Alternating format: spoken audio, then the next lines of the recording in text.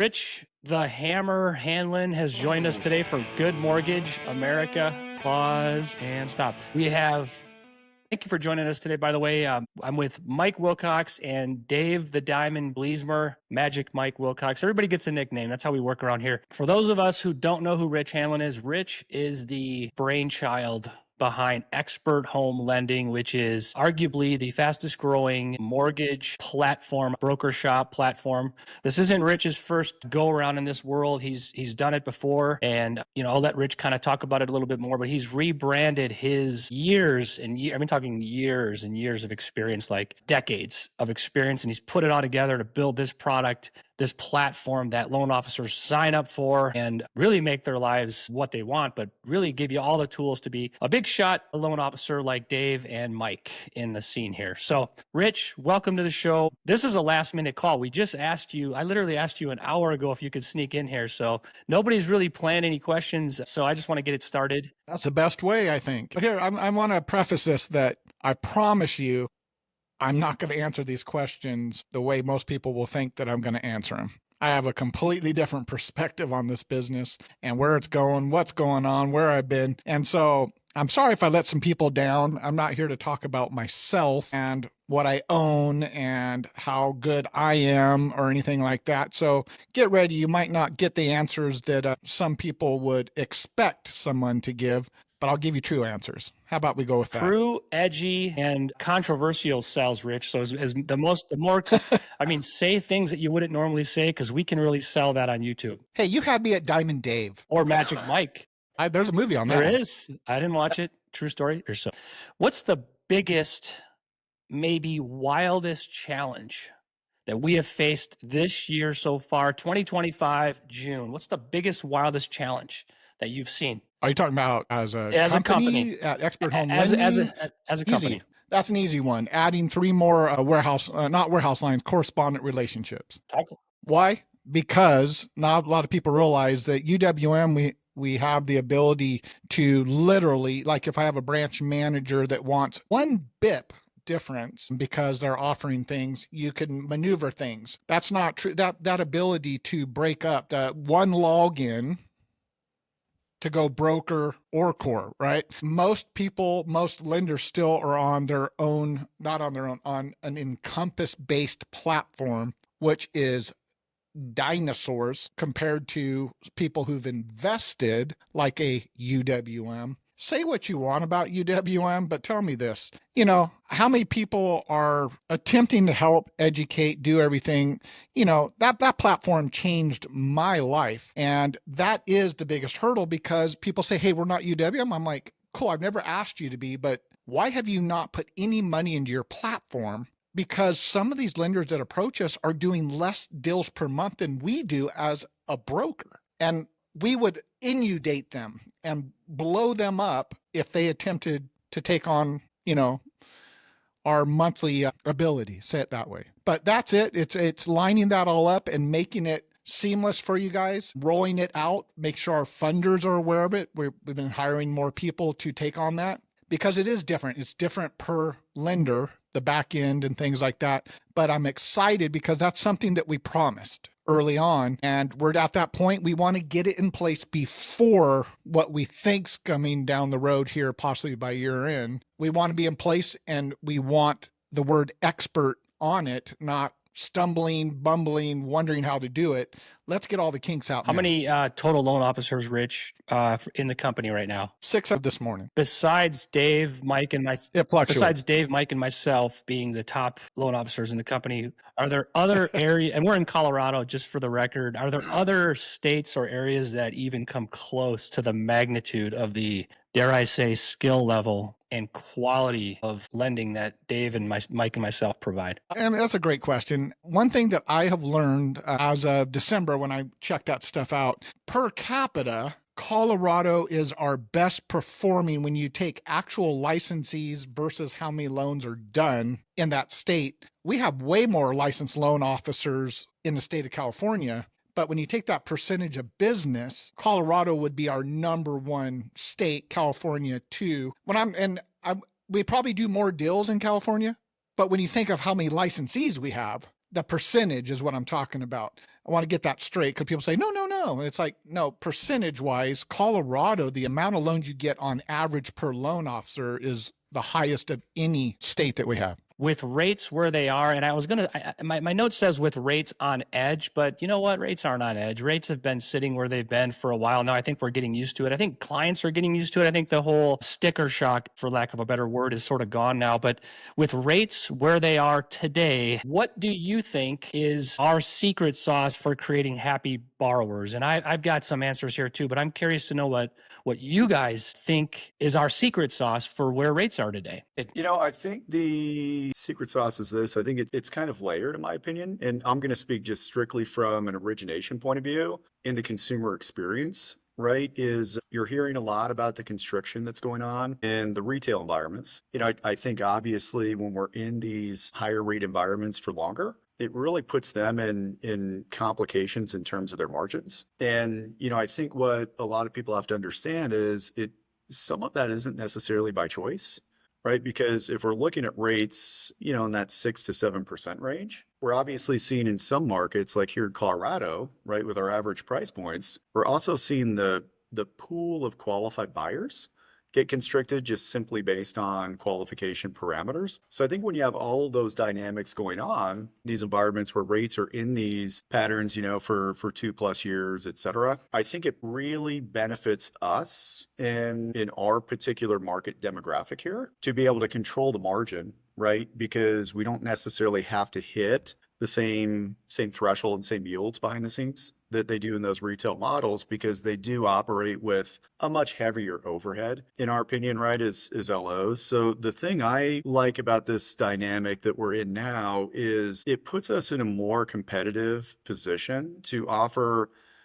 much more attractive options to the consumer, which I think at the end of the day, right, is the biggest thing. We want to make sure we're always benefiting the consumer. I think the other optimism that's out there is, we're starting to see economic forecasts from Fannie and Freddie change a little bit, where now we're seeing potentially they might think a 30-year fixed rate is going to be down around 6% by the end of the year, potentially going under 6 as we get into 2026. I think if we see that dynamic happen, again, going back into our environment, where we don't necessarily have to hit these huge margins behind the scenes, and we can continue to deliver that very nice, attractive offering to the consumer. I think there's optimism out there, in my opinion, for originators and consumers alike, that I do think we might see a silver lining here as we get further into the year. But I think from my perspective, that's the brilliance of what Rich and the ownership team has done here, right, is we can all deliver that back to the consumer as an originator and give the consumer, their maximum level of success in the transaction as well. I mean, from an origination point of view, what do you guys think about that? Let me piggyback on that. And so about the whole margin thing, it's super critical to people understand when we can control these margins. When you're looking at the retail shops, it's more difficult for them to do that. And so when people are naturally always going to go shop the rate. And so like I just had a deal where someone shopped me, and when people are shopping rate, only places that can really go cheap if you're not in our type of model is they're going to go like to a credit union or a smaller shop, and then look at the loan officer quality. I don't like talking bad about anything, but look at the loan officers there. They're not licensed. They don't have the experience, and the credit unions and banks pay them that way. That way they keep their margins low. And so when people are truly out shopping, comparing, we can provide the same lower cost, lower rate things, but with a licensed LO that's been doing this forever. I mean, I got the mortgage haircut, right? Been doing this stuff forever, compared to someone that doesn't even have a license, don't even know what they're doing. And so I think that's where one of our bigger obstacles and struggles is just getting that out there, saying, hey, where are you shopping? Make sure you're looking at the right places that can provide both the experience, all the training, the education, but the lower cost, lower rates. We're in that model that can do that. And that's what we need to get out there to tell these people, here's that little sweet spot of where you at least need to talk to. I mean, you can go wherever you want, but give me the second opinion. I guarantee I'll smoke them 9 times out of 10. Yeah. And to add on to that, Mike, it all comes down to the question that consumers ask us, I think, as much as any question, which is, what can you offer? What rate can you offer? And when you think about that phrase, it tells you exactly who you're dealing with. Well, you guys mentioned margins. Margin is a very, very fundamental word in business. Margin means what can you sell this for and still meet your overhead. And so when I think about the product of Xpert Home Lending, when I think about what we in partnership with Xpert Home Lending, I think what can we really offer? And because we control the margins, because it doesn't cost a lot of money for us, because our partnership with Rich, because the cost of money, which was created in a relationship that happened long ago when Rich built this company and had a vision. And it all comes down to the cost of money, because that's all we're doing is selling money. Retail people are selling money. We're selling money. We just, and when I say we, there's a mouse in my pocket. His name is Rich Hanlin, found a way to acquire money sources from all across the country and take those sources and give them to us as tools. And if we're smart, we're using them. And for me personally, when I get a deal that I can't solve and it's not an easy one, the first thing I do is email or talk to Mike and Dave in my office. And I say, guys, I need money. This is my situation. What should I do? And within minutes, I get 30 answers of options that come back to me of where I can get those. So the question of where rates are today, it's not an issue. It's actually easier in this. And I find it very comfortable in this environment. I like where rates are because my favorite words to clients are shop the rate. They're like, what? Shop the rate? I just talked to another guy at, XYZ lender, and he didn't say that. I want you to shop the rate. I want you to believe in me. I want to prove to you, and I will find a way to beat you because I can. Rich? I have loan originators, and I'm part of some groups, and I hear the most ignorant statements, and I think, no wonder you don't have business. I have people say, well, I wouldn't do a loan for 1 point. And I'm like, you must have a lot of business. And I pull up them and I say, yo, by the way, I have software. I can see what you're doing. And no wonder you're not performing. I've come to the conclusion, and people can get mad all they want. All I hear is a bunch of upset people anymore on those platforms, and they all want to complain. And the truth is, you go to whatever broker makes the most sense for you. You're getting the product. You're getting the borrower. You have the ability to negotiate and go to whatever broker you want to. No one's asking you or begging you to come to Xpert Home Lending. We put a platform that works for us. I'm an originator. I am originator. I have originated. I do real estate. I do real estate in 2 states. I sell trust. I sell that I get the job done. Not one time has someone shopped me on a rate. I don't even have to tell them that, because once they talk to me, they go, this is the guy. He's going to get it done. I deal with first-time home buyers. I deal with people buying $5 million properties. I deal with investors with 100 doors to the first-time investor, and I can talk the talk truthfully because I do the same things. There's a built-in inherent trust that each one of the Xpert Home Lending loan officers have, and we're not taking everybody. People say, oh, I'll just go hang my license. No, you won't. We did that for a while, but we've gotten to a point where that no longer makes sense. Some of my competitors, if you have a pulse, they're going to take you. I get it. That's your model. When I have top producing and some of the best in the United States of America, that is my client. You guys, you are my client, and your real estate agents are an extension of that, not the borrowers. You're out there getting the borrowers. I got to make sure that we can perform and that you look good and your real estate agents look like all-stars, and they start to understand the Xpert difference, because everybody and their brother can sell a rate. But when I got to hear the guy on the back end saying, I got to get 2.75 or it doesn't make sense to me, I'm like, hell, I used to do the $1,000 special. Guess what? That month when I ran that ad, closed 49 loans. And I made $1,000 on each one. And I paid for the appraisals on every one of them and was reimbursed that money. About scared my wife to death. And 2 that I got burned on, they actually found another loan, and I was able to get my money back on the secondary loan. It's all perspective. And guess what? That's still the best month I ever had. And it was the month when I went the cheapest in my lifetime. And I'll tell you what, I will do loans for free. I will put a person in a house way before I worry about my pocketbook, and they will be customers for life. Rich, let me jump in there real quick, because yes, I'm sure you do loans for free every once in a while. And Dave, you are the master of, we're doing them for 1 point. We're just going to do them for half cost. Like, you've been preaching that to me for 10 years. And take care of your customers. You always say that to me. Well, just do it for less. We don't have, why are we greedy? Nobody's greedy. Don't be greedy. Well, that's all great, fine, and dandy. But here's the problem. is not most, I'd say all retail lenders can't do that because there are these things called costs and managers and overhead that has to be accounted for. So when a retail lender does it for free, that's really not free. That's a loss because you have a salary to pay. You have all these different fees. So there's a minimum number that needs to be reached. And I can't express that enough. If you are pricing out your mortgage and whatever you have heard, get the raw data, get the raw numbers for the loan from a broker, somebody who doesn't have a minimum. Minimum is what you have to make. The worst, well, I shouldn't say the worst, the lowest rate they can offer you to pay their cost. Get away from that. And then if you still like the retail guy or whoever you're talking to, go back to him and then you can see the difference.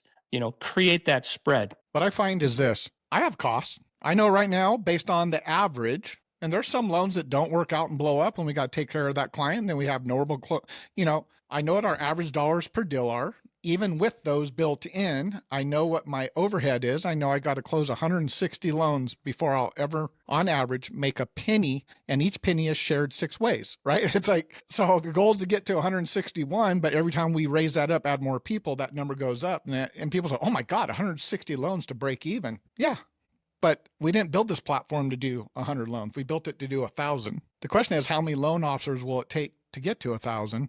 And I would challenge you that I know for a fact, and you can mark this right now, they lower those rates 0.5%. With the loan officers we have, we'll do a 4-to-1 ratio. We'll be 2,400 loans a month with just the 600 originators we have now. Some of you are going to do 15, 20 deals a month. Some will get to 4, but everybody will do, on average per licensee, 4 per deal, 4 per license, fundings per month. That's what we're setting up for this whole time. We know those numbers. We know they're coming. And I want that because I want you to, there has to be something different about this platform. We're all surviving through this, but when it hits, I want to see lives changed, just like we changed the lives of all of our borrowers. You guys are my set of people that I want the lives changed forevermore. I just turned 58, gentlemen. I mean, I'd love to tell you I can do this till I'm 99, but Rich, I have a feeling I got to jump in here, man. Why are you so passionate about this? I mean, you sold your last company, or you got out of that last company. You did very well. I think you were pretty ready to hang up the gloves, and then you decided to step back in the ring at 55 or whatever. Your jab was kind of lost a little bit, but you still had that hook. I think your hook is still there. You're crazy left. You're a southpaw too. I know that. Why are you so passionate about what you do right now? I mean, I often ask myself, if I had 600 loan officers and my job was to manage them, I honestly would be in Mexico more than you. Why are you so passionate? Well, here's the real, I used to not be passionate. It used to be about me, right? Up till about 2008, I ran it the way I seen it, and it was about me. And when that went through there, I had about a 5 to 6 year hiatus, and I kept trying to go through my head. I'm like, I didn't hurt anybody, man, but I could have done this better. I could have done that better. I could have done, and it dawned on me that I didn't know if I'd ever have a successful platform again. I just knew that I had squandered by not being in purchases. I was all refi. I made that decision, and so the people that worked for me paid the price for it. I saw lives change, including my own, and I thought, man, I could have done better with this. I know how to do purchases. They're a little harder. I got to do this, relationships, but it started to all make sense. But I had nothing. I was able to use this industry, which I think is one of the greatest industries on the planet. I still do, because it relies on me. My success relies every day on me. If I'm going to work hard, I just got to outwork the people. It's not me against you, Tim. There's enough loans out there. I just got to keep finding them. Once I learned that, and I had nobody bearing down on me saying, oh, you can only go this far in life because so-and-so is ahead of you. It was like, okay, wait a minute. I literally although we have this huge team, but my monthly debt, my monthly livelihood, my monthly ability relies on my energy level. And so I rebuilt, and I look for that characteristic now. But I know what you guys do on the weekends and after hours, and how the stress on your kids and your families, your marriages. You want to get busy, plan an expensive once-in-a-lifetime vacation for your family, and your phone will ring off the hook. And, if you're like me, you're taking your laptop on, vacation with you. Your phone never ends. There's a price to be paid for the success that you want in this industry. And I've done it for 35 years. And there's good and bad to that. But I know what you guys do. You deserve the lion's share. I just had to set up a platform where we made less. And I knew within 2 years or more that it would hit the numbers that it needed to hit to make sense. But the retail model looks at me and goes, there's no way we would do that. They need guarantees from the board members down. And that's how they apply their margins. No matter what the rates are, we need this. Those are salary people, and I need my $250,000 per board member times 12 board members.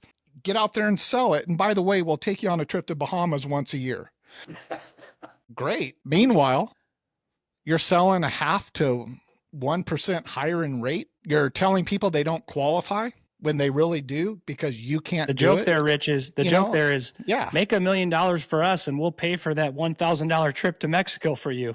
That's the big joke there. There's some logic there, but hey, they get a guarantee every single month, right? If you need a guarantee in life, you go that route. Everybody sitting on here, we make our own guarantees. Pick what you want and you go out and make it. And we've been doing it long enough. I trust myself, my ability to wake up in the morning more than I trust anybody else to do that for me. Jump in topics here, Rich. I want to, you brought up the Atlanta Braves is my favorite team. No, Atlanta Braves. Okay, we're done. We're done. I'm the Cubs, man. Cubs are on fire. We're going to jump topics here. I want to jump into AI, and you're playing around with that, Rich. But before we jump into what Xpert has on the agenda for AI and what UWM is doing, I want to talk about how AI is changing the game, and it is changing it more than I think most people know. The more I read, the more I see, the dare I say scary it looks. I don't know if it's scary or exciting. I don't know what the difference is, but it's something. I want to ask Mike, Magic Mike, who's just the king of customer service and just like being such a big shot in retail for so long. Mike, you totally get the consumer game like better than anybody. With AI coming along, how do we maintain that? I'm here for you. I care for. I'm going to make sure this process goes good. Is AI going to interrupt that? I mean, how do we maintain that? I'm going to hold your hand the whole way when AI jumps in and does it all. Yeah, dude, that's a hard one because with all this stuff rolling out, hey, do you want AI to call your customers for you? Do you want all these things? It's like, man, I'm like, when you develop those relationships and those bonds, they know the difference if it's you or a picture of you or someone else calling for you, man. And so you have to decide which path do you want to take. And so I'm obviously being older. I'm going to struggle with letting AI call my database and things like that. I'm not on board with that yet. I don't know enough about it, but I'm not on board with that yet. The one thing with AI that I love, though, is it will take an average LO and make them way better. Because if you know how to use the tools, any question you got, you throw it into the AI machine and say, hey, what are the rules we're in this situation? And whoop, it's right there. Whereas before, it would take you forever to find answers about how do I deal with this situation? How do I, am I talking to an underwriter? Do I have a deal desk or whatever the heck all these people have? Now with these AI tools, dude, any LO can just put in, hey, here's what I'm dealing with, and they'll have the answers right then and there. And so that's where that is super critical. And if they're not using that, I think they're missing out.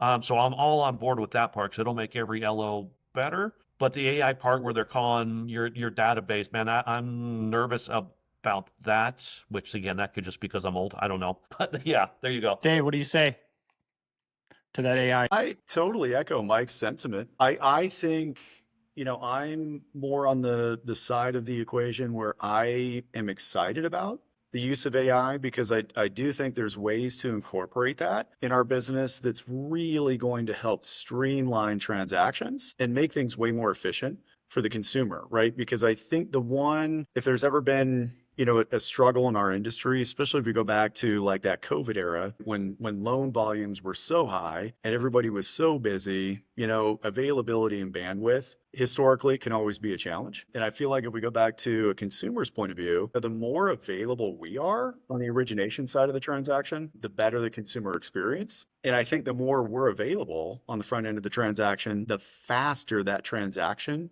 is going to potentially close, right? Because I find the delays is usually the gaps in communication, right? If it takes you half a day to get back to a message, and then you've got to ask an underwriter a question, takes them half a day, et cetera. So to Mike's point, if we've got AI kind of helping us through those communication chains, behind the scenes, to free up our bandwidth on the front side. I think it could potentially be tremendous, right? And then I also think there's just those little incremental, transactional updates, right? With, appraisals getting delivered, title commitments coming in, homeowners insurance, whatever, really just kind of checking the boxes, to have things like that automated in terms of communication. We've already seen that right through our LOS system. I think those things are really powerful for the consumer and the transaction. And I love what Rich said earlier.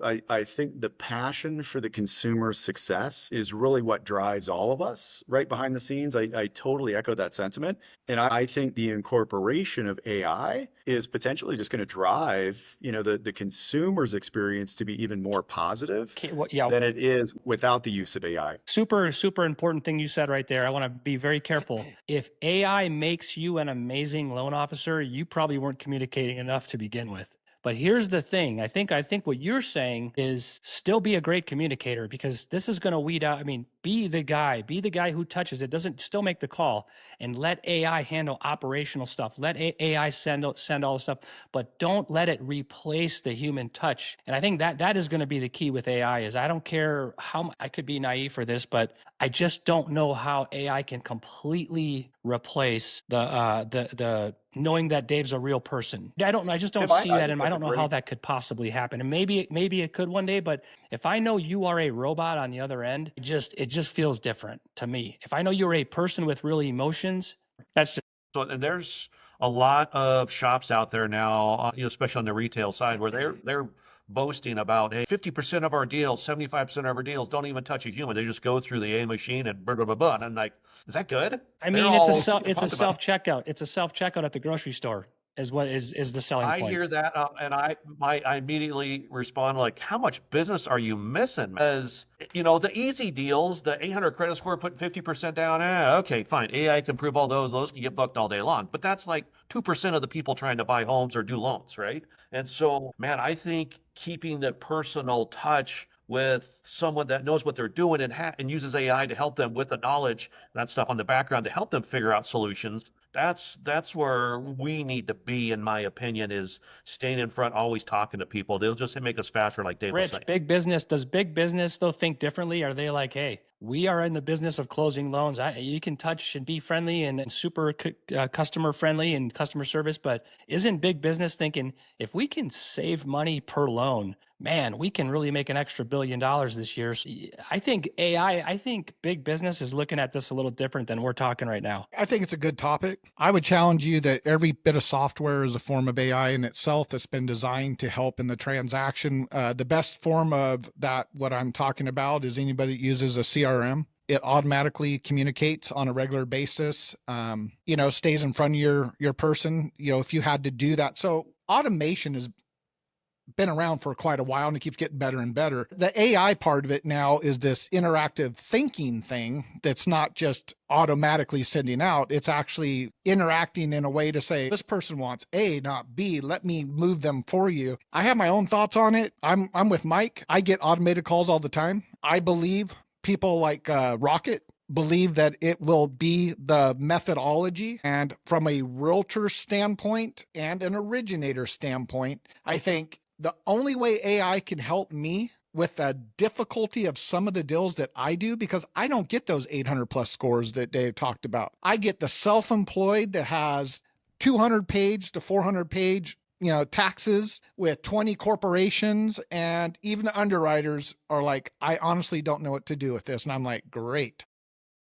If you believe that AI can help. If you believe that AI can truly replace the job of the loan officer, then I would challenge you to re-examine what your definition of a loan officer is. Because if AI can completely replace a loan officer, then my definition of a loan officer is not what I think it is. Here's my fear, Tim. This is how this is going to go. I remember when they said, hey, we're not going to do checks no more. You're going to have this little plastic card. You just swipe it. No way, man. I don't trust that. It's cash, and I get to write a check, and I can float it for 3 days. And they said, cool, next day available funds if you write a check. You can't float it till Friday when you get paid. And now we just swipe that card. Now we don't even swipe. We just click. Our generation doesn't think twice about it. Unfortunately, what we're talking about right here, I think 10 years from now, as we start to set people up for this newer expectation, which is you don't get a touchy-feeling conversation that will negotiate and help you walk it through. It's going to be like, here's 4 things for you, pick one, and this is what I need from you. That's my biggest fear of someone trying to do this as an AI, because that is the human touch that's going to be taken out. But if you get people far enough past it, a generation, that's all we know, but it doesn't take much in the future. In the future, it's coming. I think that people will just have to be reconfigured in their logic of how a loan is done. I don't know if you guys remember when credit scores came out. There was a model for a while that said, hey, if you have an 800 credit score, this is before 2008 crash, you must be good with your money. Therefore, that should be an approval. We'll take a higher risk. They're good with their money. And then you start getting these kids out of college that have two accounts that have 850 credit scores. They don't know anything about money. And that went out the window. It didn't work. And we had this big crash back in the day because we did a lot of risk-based thought process on these credit scores. Now we've added a little bit more in there. I would challenge you guys this. Did income and neg-ams and all that, it hasn't been around since the crash. Everything that we do has a down payment and or sometimes a sizable down payment, especially on the investment side. We do stated, but it's usually 30% down. We're not going 100%. But I want you to think about that, because I have people saying that they call that the black market of our industry. There's no regulation on that side like there is Fannie Freddie. And I'm like, but they've done it this time so limited, but yet you're trying to worry about those people. No, what I think they're saying is we can't control that side. Fannie Freddie want to control every transaction that's out there. Hey guys, who recently just bought, who's buying all of our loans right now? Who's been buying all of our loans since the secondary market kind of disappeared? Every month, who buys all these loans, these conventional, these FHA, VA? It's always the GSEs, right? The vast majority. Right. I mean, there is no secondary market anymore. And then we go to sell some bonds this last week. Did anybody pay attention to our bond market? Here's something. Did anybody hear that all 3 rating agencies have now rated the United States debt structure is now AA, not AAA, since over 100 years. So no one's buying our bonds. This isn't a political thing. This is just what's going on behind the scenes. We have a lot of debt. So I would ask you guys, they haven't lowered the rate yet.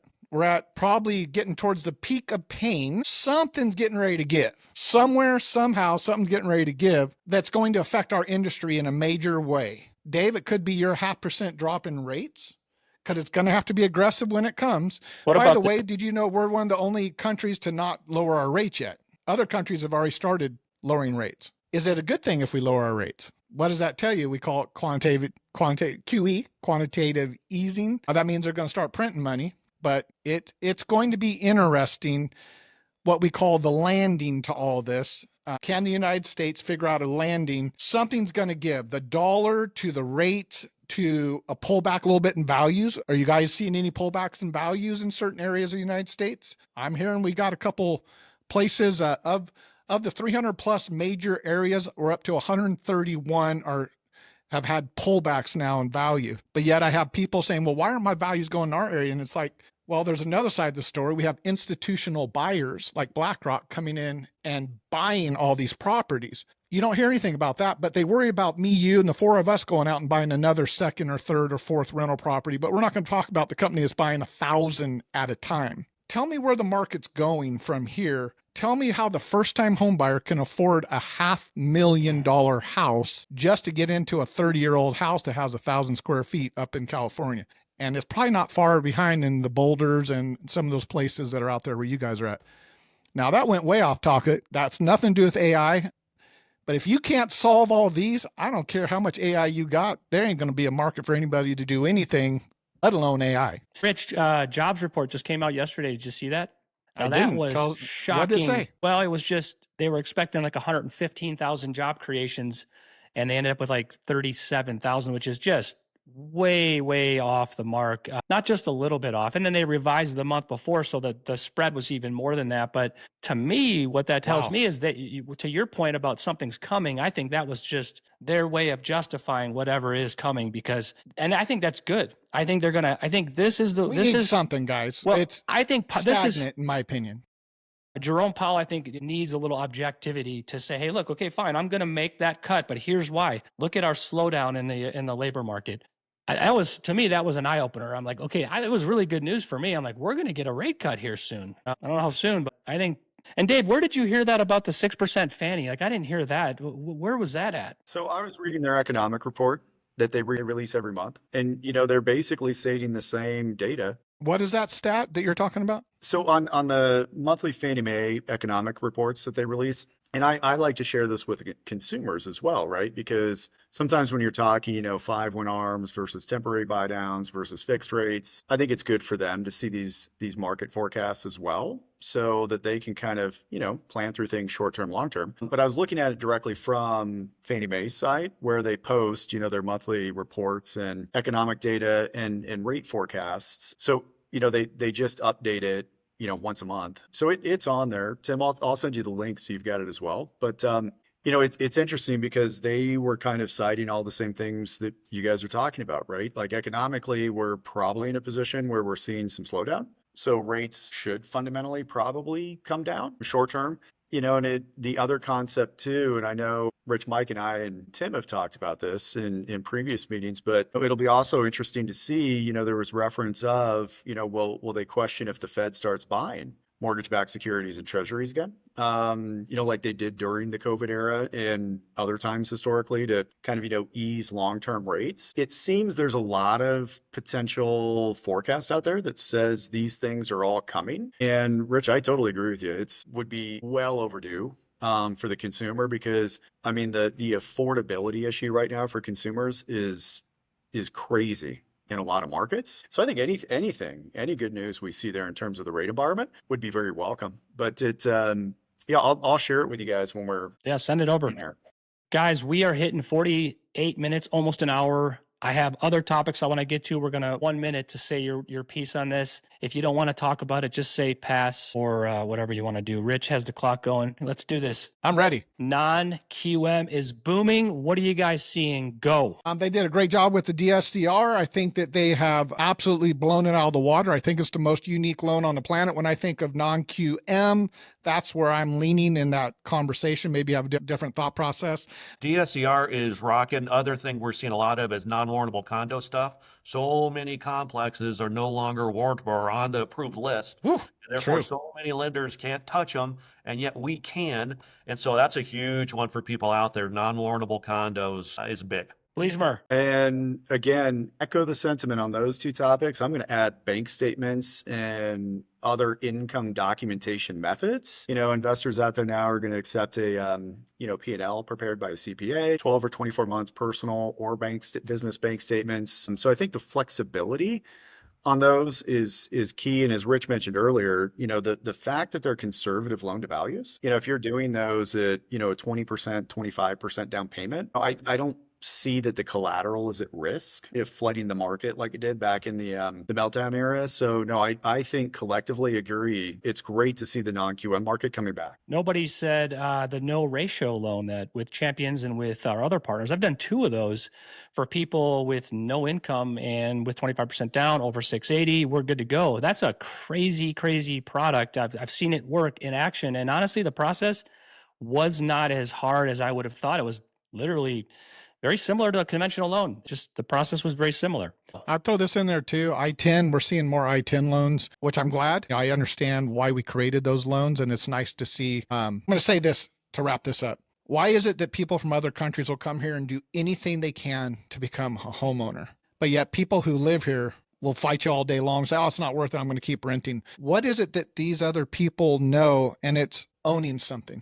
The true power in owning something and understanding the legacy and generational wealth, that it changes the mindset from day one of a family who, a lot of these countries, they will never be given that because you can't own anything, right? Final piece here, guys. What are we doing in Q3? And this, Rich, this will apply to you, and then we'll talk about what True Rate has planned. But what are we doing in Q3 to cement Xpert Home Lending as the top mortgage platform in America for 3 years running. What do you have lined up? Well, a lot of people don't know it, but I've stepped out of the admin side. We hit 600 people. And as of February 1st, I got with all the owners, said, look, I don't think I need to be doing admin. We've got a chief compliance officer. We got teams in place. We have people that love the behind the scenes admin that are great at it. They're, other owners are AE backgrounds, but have been working on something, 12 lead funnels that are designed to hand it to anybody that works at Xpert, that basically they'll have a resource hub where all you got to do is go place the ads in your local area via social networks, however you want. Those leads will come in, they go into your funnel, but the funnels are done for you. I've been using from AI to some of the top funnels to build these things. It's been an absolute task because I've had to put my hat back on and get in there and program. But there has to be something more. I want you guys to be able to get so many leads that when those rates do drop, you push one button and an email goes out to every one of them that says, call me right now, rates just dropped 0.5%. They're designed to start building your trust. Now, some of you guys already have this, not everybody. When you take 600 loan officers as a whole, and you try and get them 100 to 200 leads a month, dedicated, specific from FHA to DSCR. DSCR is the first one coming out, by the way. FHA is the second one. VA is my third one, right? And that's by design because those are my hottest markets as far as what I'm seeing right now. Is FHA first-time home buyer, Rich? It's not just first-time home buyer, but the power of the FHA loan from a refinance streamlined that's going to be coming up to the ability to have higher debt ratios, the ability to use gift funds, lower scores, much lower than conventional, and that 3.5% down payment. It's a powerful loan to get people in, and I wanted to start setting them up because if the values pull back 10%, there's going to be a lot of people on the fence say, you know what?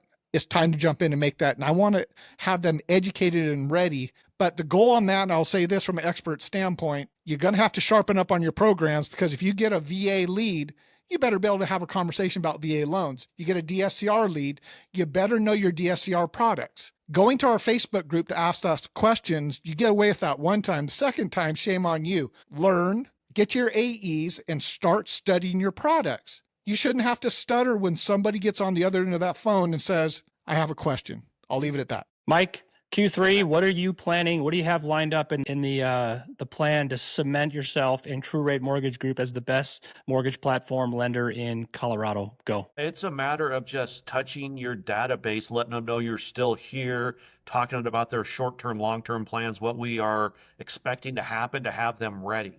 Because if we were waiting for rates to drop and then we start calling people, man, you already missed the boat. We're already behind. And so it's a matter of just staying in front Mia might get there before you. Say that again?